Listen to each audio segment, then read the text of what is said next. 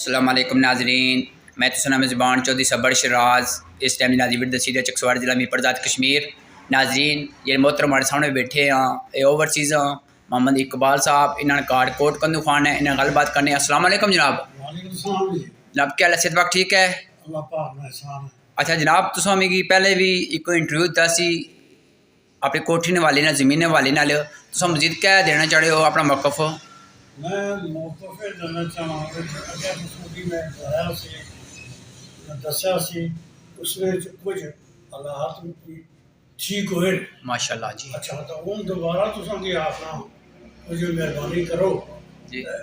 जरा ना Jimmy bundle हुई है जी पटवारी साहब की मैं आख्या हुई है जिमी साड़ी बंडल हुई है जी तो उस आया जी तुसें गिरदावरियां लग सन जी ठीक है तो गिरदावरियां मैं आख्या गिरदावरियां लगनियां नहीं हैं तो हूँ तू नवियां गिरदावरियां लासे बड़ी उस बंदी है मैं आख्या उसकी भी तो पैसे खर्च करने पैने ना जी जे अगर गिरदावरियां तू माड़ियां लादा लासे या लाल ने है जी तो उस ना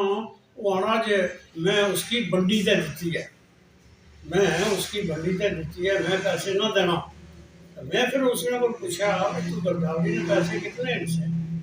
जी हाँ जी उस आख्या कि बारे का जे आदमी नोट लगने कितने नोट लगने हैं? हाँ जी जो मिली 45,000 रुपया नाम गिरदावरियां लाई उस अच्छा एक पटवारी साहब सा ये सही साहब छे साहब हाँ तुम कोट कंदू खान ने जिले पटवारी साहब छे साहब? हाँ जी वो अच्छा 45,000 रुपया। हाँ 45,000 रुपया ये क्यों फीस होनी है, क्या होनी है कोई? मैं उन्होंने आख्या भी यार 45,000 रुपया तू कैसे मांगना है हैं जी ना ये गिरदावरियां तो सुनिए लसन अच्छा अच्छा नाजरीन, मैं कमाल को पूछना चाहना क्या 45,000 रुपया किन्नी क्या गिरदावरियां लग सा? अफसोस का मुकाम है नाजरीन। बहुत अफसोस की बात है पर हाँ ये लोग हैं जी और क्यों ये ज्यादतियां करने लोगों ना जी इस वास्ते मैं गुजारिश करना तो साथ है जी कि तुम ये गल अगे खड़ो जी और पता लगे ना कि क्यों मसले करने ने जी। अच्छा दूसरी गल बहुत जनाब जी फैल लपड़ी है ये मीटर सी पहले 2017-18 तुसें नाम पर सी मीटर मोहम्मद इकबाल ने हमारे नाम पर सी बुनियादी लगे बाल साहब लवाया जी समझो फिर जिसले प्रभु कोई इख्तलाफ किया ना हमारे क्या ना पाइए ना लाल सिंह जी उस मली बिगत करी मिली भुगत मली ठीक ठीक मिली भुगत ठीक है मिली भुगत करी जी बिजली वाला ना इस ना अपने कराई थी ना ओहो वो तो भी पता लगा है ते फैल क्या बने क्या ऐसे चीज रखा है? इसने लगाया ना जी मीटर हमारे नाम पर सी अच्छा सारा सिस्टम है सकोले हाँ अल एक मिनट थले लपड़े मैं तकना ए नाजी तक सकना बाबे जमीन पेपर कुछ लगे हैं ते और क्या करना लगा ये हमारे नाम पर सी उसकी मनी विकट करी पैसे नहीं आपने नाम पर एक मिनट बाबा जी तकना एक मिनट मैं ए मोहम्मद इकबाल है तो ना जी बाबा हाँ तुसा ना ये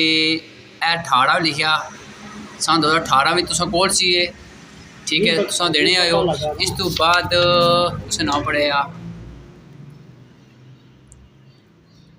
अच्छा लाल सैन ए लाल सैन ठीक है जी हाँ इस नाम को तो लगा सी इस ना 23 विच ये उन्हें भेज देते हैं बाबे लाल है ना इधर ये है ए जी लाल हुसैन 10 अप्रैल 2020 ये वो देने आए हैं इसका मतलब है 17 तो किन्नी क्या 18 19 तक तुम देने आए हो तुम ना पर सी बिल तो हूँ ये गल सो बहुत जिला मीटर चेंज होया कोई जिला कोई मीटर चेंज होया तुसा कोई बयान अल्फी सल्फी दिती सी भाइये की भाई मैं मीटर तक ना करना चाहना या कोई महकमे की ना मैं कोई बिल्कुल उस चीज़ के बारे च नहीं उसी आख्या वो खुद करना है तुसा तो इंग्लैंड वाले मीटर चेंज होया है मैं इंग्लैंड से हूँ ये तो गलत किता कुछ किता बाबा बिल्ली बुक तो सारा कम होया मतलब है चलो ये फैल तो दी है एक्सचेंज साहब दफ्तरी जे के चक रहे हो कल आप फैरी जा सन ये फाइल चेक करा सन ठीक है समझियो बिजली महकमे अफसर बार क्या मैं उन्होंने आसान के हमारे नाम पर मीटर करो इंशाल्लाह बेहतर हमारे नाम पर सी ना जी ये क्यों तुसा चेंज किया कोई मैसेज देना चाहते हो मजीद? तो मज़ीद में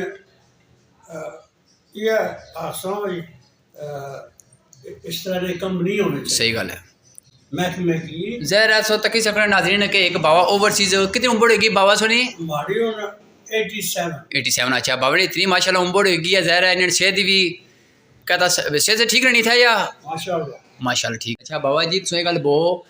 तुसानी क्या हो डिमांड है हमारी डिमांड है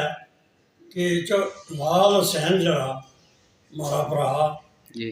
वो कोठी छोड़ा जी तो महकमे के मैं रिक्वेस्ट कर रहा हूँ जी भाई हमारे नाम पर मीटर सी जी। और वो हमारे नाम पर मीटर लाया ठीक है हाँ तो जिस आदमी ने तो की है जी ये बदमाशी उसकी सजा लेनी चाहिए। जी चलो बड़ी मेहरबानी नाज़रीन हमारा एक वीडियो बनाने ना आखिरी अंदाज ये होना है कि मैं दूसरी पार्टी गुजारिश करना कि अगर वो भी अपना मौक़िफ़ देना चाहिए मैं उन्हें बनी हाजिर हूँ ठीक है चाचा अल्लाह ने वाला है कोई गलती होगी बोले जमाने में मैं माज़े करना बुजुर्ग आदमी से बहुत बहुत मेहरबानी। जज़ाकल्लाह खैर।